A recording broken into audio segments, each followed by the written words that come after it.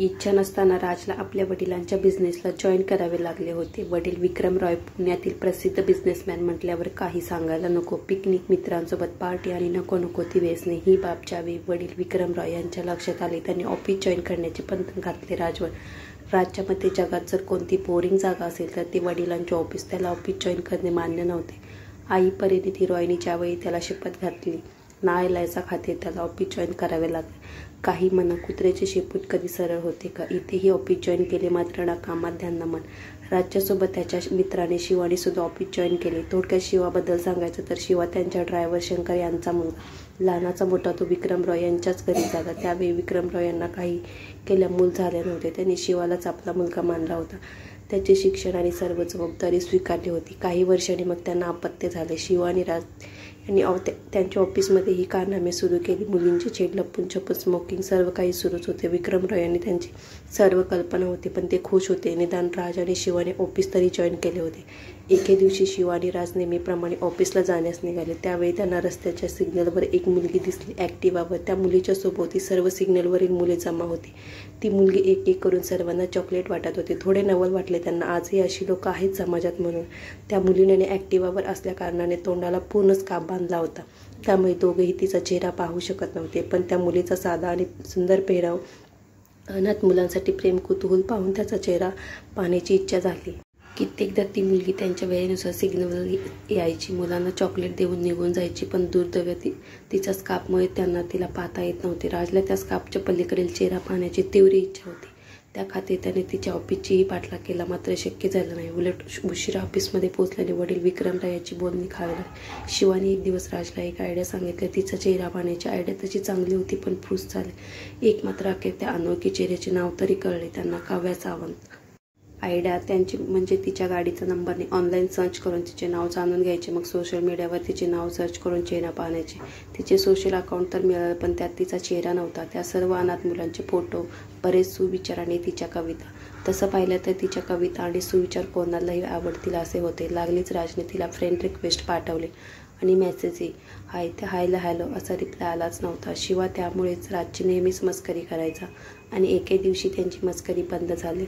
Hello who's this काव्याकडून reply आला होता पण चुकीच्या वेळी। त्यावेळी राज, शिवा आणि त्याचे वडील विक्रम रॉय क्लायंटसोबत मोठ्या मीटिंगमध्ये होते। राज त्या मेसेजने भान विसरला आणि त्या हॅलोवर रिप्लायवर चॅटिंग करू लागला। ही बाब वडील विक्रम रॉय यांनी नोटीस केली। एकदा दोनदा अटेन्शनसाठी त्यांना राजला मार्कसुद्धा केले पण राज त्या चॅटिंगमध्ये बुडाला होता। राजचा हाय आणि काव्याचा हॅलोने झालेली सुरुवात आता नेहमीच्या चॅटिंगवर येऊन ठेपली होती। राज तिला चेहरा दाखवण्याचा आग्रह करत होता पण काव्य त्याला तयार नव्हते। कित्येकदा राजने तिचा मोबाईल नंबर जाणून घेण्याचा प्रयत्न केला पण असफल ठरला प्रयत्न। अखेर एक दिवस रागाने राजने त्याचा मोबाईल नंबर सेंड केला आणि चॅटिंग बंद केली। 3 ते 4 दिवस काव्याकडून काहीच रिप्लाय आला नाही ना राजने पुन्हा मेसेज करण्याचे धाडस केले। शिवाय यावेळी राजची मस्करी करत होता। त्यांचे ह्याच विषयावर संभाषण चालू असताना राजचा मोबाईल वाजला। समोर काव्या होती, तिचा आवाज, बोलण्याचा अंदाज, सर्व काही ऐकून राज स्तब्ध झाला आणि जास्तच उत्साहित झाला त्या गोड आवाजाच्या मागील चेहरा जाणून घेण्यासाठी। चॅटिंगवरून आता त्यांचे फोनवर नेहमीचे संभाषण सुरू झाले। राज तिला नेहमी भेटण्यासाठी आग्रह करत होता पण तिचा कायमचा नकार। राजने कधीच तिला त्याच्या श्रीमंतीबद्दल सांगितलं नाही। काव्या एक गरीब अनाथ मुलगी, तिची आई वडिलांचे निधन 6 वर्ष आधी झाले होते। ती तिच्या आजीसोबत राहत होती। जसे तसे नोकरी करून ती तिचा उदरनिर्वाह करत होती। अनाथ असल्यामुळेच तिला अनाथ मुलांचा लळा होता हे राजच्या लक्षात आले। अखेर एक दिवस काव्याने त्यांच्यासोबत कॉफीसाठी होकार दिला। फोटो पाहण्यापेक्षा प्रत्यक्षात भेटणे तिने पसंत होते। तिने सॅटर्डेला भेटायचे ठरवले। संध्याकाळी 5:30 राज प्रचंड खुश झाला। त्याने शिवाला सांगितले मला काहीतरी तिला गिफ्ट द्यायचे आहे पहिल्या भेटीसाठी। शिवा आणि राज दुसऱ्या दिवशी एका ज्वेलरी शॉपमध्ये गेले। बरेच काही पाहिल्यानंतर त्यांना सुचत नव्हते काय नेमके गिफ्ट द्यावे। त्यांनी शॉपमधील एक सेल्स गर्लची मदत घेतली गिफ्टसाठी। सेल्स गर्ल म्हणाली जर तुम्ही एका मुलीला पैजण गिफ्ट कराल तर ती तुला पायात घालताना प्रपोज केल्यास ते नाही म्हणू शकत नाही। पायाजवळ राहणारा मुलगा कुठल्या मुलीला आवडणार नाही। त्यांना पटले। त्याने एक सुंदर अशी पैजण विकत घेतली। दुसऱ्या दिवशी ठरल्याप्रमाणे राज कॉफी शॉपमध्ये पोहोचला। राज काव्याची वाट पाहत होता। 5:45 झाले तरी काव्या आली नव्हती। अखेर त्याने तिला कॉल केला, काव्या बस निघते आहे, ऐनवेळी काम आले सॉरी पण निघते आहे बस 10 मिनिट। राजने पुन्हा कॉफी ऑर्डर केली आणि वाट पाहू लागला। 6:15 झाले तरी काव्याचा पत्ता नव्हता।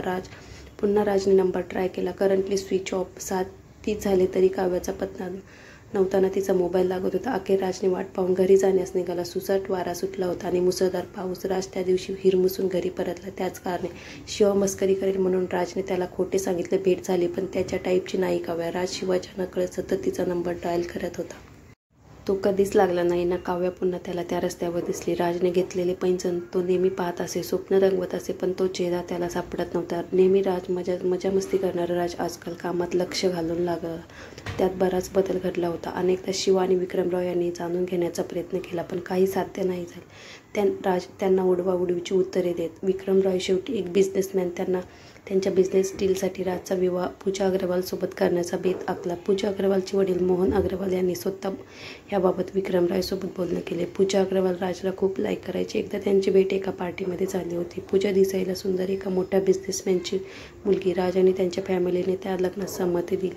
खरा फायदा होणार होता विक्रमराव यांना, कारण तो विवाह म्हणजे एक बिझनेस डील होती. एक दिवस निवडला. त्यांच्या एंगेजमेंटसाठी सर्व तयारी झाली. थोडा का होईना राज नाखुश होताच, पण त्याचे कारण कोणालाच सापडले नाही. एंगेजमेंटच्या दिवशी राजच्या मोबाईलवर काव्याचा फोन आला. राज शॉक झाला. त्याने हवे नको तो तिला सुनावले. काव्या गप्प ऐकून घेत होती. अखेर काव्याने त्याला एकदा भेटायचे सांगितले. राज तयार झाला. सॅटर्डे 5:30 पुन्हा. राजने विचार केला. तिला घेतलेले गिफ्ट देऊन त्यांच्या लग्नाचे इन्व्हिटेशन कार्ड देण्याचे. कार्ड आणि पैंजण घेऊन राज काव्याला भेटण्यास निघाला. कॉफी शॉपमध्ये काव्या आधीच येऊन बसली होती. तिच्यासोबत तिची मैत्रीण आराध्या पण होती. काव्याला पाहिल्यावर राज भान विसरला आणि मनमोहक सौंदर्य एक भलतंच तेज तिच्या चेहऱ्यावर. ज्यावेळी त्यांची भेट झाली राज सर्व काही राग विसरून गेला. तिने त्याच्यासोबत केलेला गप्पा, तिचे बोलणे, तिचा निरागस चेहरा आणि सौंदर्य राजवर भुरळ पाडून गेला. तरीही राजने तिला एक मैत्रीण म्हणून विनंती केली. तिला तिच्या हाताने पैंजण घालण्यासाठी. तिने इतक्या महागड्या गिफ्टला नकार दिला तरीही राज ऐकायला तयार नव्हता. तो लागलीच पैंजण घेऊन तिच्या पायाजवळ गेला बसला. ज्यावेळी त्याने काव्याच्या चेहऱ्याकडे पाहिले तिचे अश्रू अनावत झालेले. एक हसता खेळता चेहरा अश्रू बरसवत होता. राजही थोडा भावूक झाला. ज्यावेळी राज तिच्या पायात पैंजण घालण्यास गेला त्यावेळी त्यांच्या लक्षात आले की दोन्ही पायाने अपंग आहे. त्या पैंजणाला चेहरा सापडला होता पण पाय नाही. आराध्या काव्याची मैत्रीण त्यावेळी राजला सांगू लागली. काव्या भेटण्यासाठी निघाली होती त्यावेळी तिची स्कूटी पावसात भिजल्या कारणाने सुरू होत नव्हती. अखेर आराध्याची स्कूटी घेऊन निघाली. अचानक आलेल्या पावसामुळे तिचा मोबाईलही बंद झाला होता. मुसळधार पावसात ज्यावेळी ती कॅफेकडे येत होती भरपूर ट्रॅफिक होते. राजला भेटण्यासाठी तिने रॉंग साईड घेतला. अचानक एका कारने तिला धडक दिली आणि कार काव्याच्या पायावरून गेली. राज आता पहिल्यापेक्षा मोठ्या संकटात होता. त्याला तो दिवस आठवू लागला. त्या दिवशी ज्यावेळी तो घरी निघाला मुसळधार पाऊस होता आणि त्या पावसात अचानक समोरून आलेल्या स्कूटीला राजने धडक दिली होती. पोलीस केस आणि कंप्लेंटपासून वाचवण्यासाठी त्याने पळ काढला होता. काव्या खूपच अक्साबक्सी रडत होती. ती रडत त्याला म्हणाली, चुकी माझी होती. तुला भेटण्यासाठी मी रॉंग साईड होते, पण तू जर थांबला असता तर निदान मला अपंगतत्व तरी आले नसते. राजला काही सुचत नव्हते. जर सांगितले तर कायमची मैत्रिणीही गमाविणार ह्या भीतीने त्याने ते रहस्य त्याच्या मनातच पुरून ठेवले. तो भावूक झाला आणि त्याने काव्याला काही विचार न करता प्रपोज केला. तिला लग्नाची मागणी घातली. काव्याने ती मागणी मान्य नाही केली कारण तिला त्याच्या आयुष्यात ओझं व्हायचं नव्हतं. बराच आग्रह करूनही ती काव्याला तयार करू शकला नाही. ज्यावेळी राज घरी परतला त्याला रात्रभर झोप नाही लागली. त्याच्याकडून न कळत झालेल्या अपराधाची एक गरीब मुलगी शिकार झाली होती. तो काही करून काव्याला लग्नास तयार करण्याचा प्रयत्न करत होता पण काव्या तयार नव्हती. अखेर राजने काव्याच्या घरी जाऊन तिच्या आजीची भेट घेतली. काव्याला सर्व ऐश आराम देण्याचे आश्वासन दिले. आजी तयार होती कारण तिला पण कोणीतरी असाच हवा होता काव्यासाठी, पण काव्या अजून तयार नव्हती. तिच्या मनात राहिलेला एक प्रश्न, राजचे कुटुंब तिला स्वीकारतील की नाही. राजने ज्यावेळी तिच्या आईवडिलांसोबत विचार मांडला त्यावेळी घरात एक मोठा संघर्ष झाला. वडील त्याच्या प्रेमाला मूर्खपणा मानू लागले. त्याची आई हतबल होती. अखेर त्याने टोकाचे पाऊल उचलले. तो सर्व सोडून निघाला काव्याकडे. यावेळी त्याचा नेहमीचाच मित्र भाऊ शिवाही हतबल होता. काव्या राजला खूप समजावू लागली कारण अशा नात्याला राजची फॅमिली कधीच मान्य करणार नाही. अखेर जिद्दीराजने तिला लग्नासाठी तयार केले आणि लग्न केले. ही गोष्ट ज्यावेळी विक्रमराव यांना कळली त्यांचा रागाचा पारा चढला. लग्नाआधी राजने पूजा अग्रवालची भेट घेतली. तिला सर्व प्रकार सांगितला. पूजा ही राजवर खूप प्रेम करत होती. तिने राजसाठी त्याच्या निर्णयावर सहमती दर्शवली. पण पूजाचे वडील मोहन अग्रवाल ह्यांच्या मनात एक ठेणगी पेटत राहिली. कोणाची दृष्ट लागली असेल असा दोघांचा संसार चालला होता. खूपच रोमॅन्टिक कपल होते दोघे. जरी काव्या अपंग असली तरी राजने कधीच भासू दिले नाही. तिला नेहमी व्हीलचेअरवर पूर्ण शहर फिरवत असे जेणेकरून तिला घरी कोडल्यासारखे वाटू नये. खूप आनंदी आणि सुखी होते दोघे. पूजा अग्रवाल आतल्या आत खूप दुःखी होतो. ही बाब ज्यावेळी तिचे वडील मोहन अग्रवाल यांनी हेरली त्यांनी विक्रमराव यांची भेट घेतली. विक्रमराव यांनी त्यांना आधीच काव्यामुळे एक मोठ्या बिझनेस डीलला मुकावे लागले होते. दुसरीकडे काव्या मुळे पूजा सावंत अति दुःखी होती. तिने परिस्थितीसोबत आपली समजूत करून घेतली. विक्रम रॉय आणि मोहन अग्रवाल दोघांनी एक बेत आखला आणि ती बेत म्हणजे अपंग काव्याचा खात्मा. त्यासाठी त्यांनी बराच वेळ काव्याला मारण्यासाठी मारेकरी पाठवले. पण म्हणतात ना, देवतारी त्याला कोण मारे. राजने त्यांच्या सामर्थ्याने प्रत्येक तिच्यावरच्या संकटाला प्रत्युत्तर दिले. राज समजला होता हल्ल्यामागे कोणाचा हात असू शकतो, पण तो सध्या काही करू शकत नव्हता. ज्यावेळी सर्व काही करून पाहिलेले विक्रम रॉय आणि मोहन अग्रवाल यांनी काठाकाठानेच काढायचा बेत आखला. राजची आई परिणिती यांना राज आणि काव्याला घरी आणण्यासाठी पाठवले. परिणिती विक्रम राय यांच्या खेळीला समजली नाही. तो शिव आणि भोळ्या भाबडा पणाने राज आणि तिच्या सुनीला आणण्यासाठी काव्याच्या घरी पोहोचले. राज जाण्यासाठी तयार नव्हता, पण ज्यावेळी त्याला शिवानीस त्याच्या पश्चाताप झालेल्या वडिलांची दशा सांगितलं तो तयार झाला. काव्याची आजी मात्र घर सोडण्यास तयार नव्हती. अखेर तिची जबाबदारी शिवावर सोडून राज काव्यासहित त्याच्या घरी परतला. काव्या घरी आल्यावर तिचे स्वागत जल्लोषात झाले. सर्व काही प्रेम आणि आदर पाहून तीही भारावून गेली. खरे तर हा एक देखावा होता जो नाती समजले ना. राज विक्रम यांनी त्यांना हनीमूनसाठी बाहेरगावी पाठवले. त्यांनी या ट्रिपमध्ये खूप एन्जॉय केलं. त्यांचा हनीमून खूपच रोमॅन्टिक होता. हनीमून परतल्यावर राजवर पुन्हा ऑफिसची जबाबदारी सोपवण्यात आली आणि राज ह्यावेळी ती जबाबदारी चोखपणे सांभाळत होता. सकाळी ऑफिस आणि रात्री वेळेवर घरी. जवळपास 3 महिन्यानंतर राजला एकदा ऑफिसच्या कामानिमित्त 3 दिवसांकरता मुंबईमध्ये जावे लागले. एक दिवस ज्यावेळी परिणिती घरी नव्हत्या, विक्रम रॉय यांनी त्यांची खेळी खेळली. काव्या व्हीलचेअरवर असताना त्यांनी नोकऱ्याला आवाज दिला पाण्यासाठी. खरे तर त्यांनी आधीच नोकऱ्याला घराबाहेर पाठवले होते. त्याच्या आवाजाला ऐकून काव्या व्हीलचेअरवरून त्यांना पाण्याचे ग्लास घेऊन येत असताना तिच्या हातून काचाचे ग्लास सुटले. विक्रम रॉय यांनी त्यावेळी तिला सांगितले, जसं एक ग्लास तुटलेले दिसते आणि ऐकू आले तसं माझ्या मुलाचे राज्य मन नेहमी तुटते, पण तुला ते ऐकू येत नाही, दिसत नाही. मी एक बाप म्हणून तो जाणवू शकतो. तो एकट्यात किती रडतो, दुःखी असतो, ती तुला दिसत नाही.